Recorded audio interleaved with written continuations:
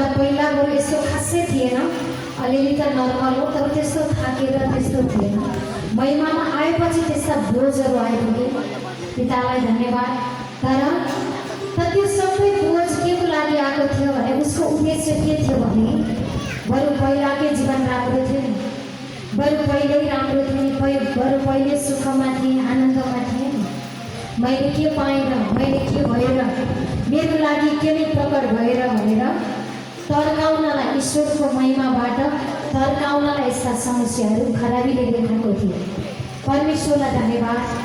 परमेश्वरले के गर्यो, त्यसका युक्तिहरूलाई, त्यसका योजनाहरूलाई चकनाचुर पारेर झन् बढी विश्वास, झन् बढी आनन्द, झन् बढी सुख, झन् बढी शान्ति कसले बढाउनु भयो?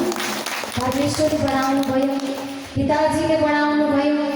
उसको इच्छा थियो नाश गर्नु। मैले के पाएँ भनेर तर्कियोस्, मन खराब गरोस्, दाहिने बाहिने सोच गरोस्, मन कमजोर गरोस्, परमेश्वरमा आएर पनि यस्तै रहेछ भनोस्, बाटो अलग गरोस्, बाटो मोडोस्, मेरै मार्गमा आओस् भनेर खराबीले विभिन्न समस्या देखायो, मृत्यु जस्तो हालत पनि देखायो, त्यो पनि सन्तानमा, होइन? तो परमेश्वरलाई धन्यवाद। तर ती सबै कठिनाइ, ती सबै बाधा, सबै खालका समस्या भोग्नु पर्यो, ती सबै खालका समस्या भोग्नु पर्यो र परमेश्वरलाई धन्यवाद।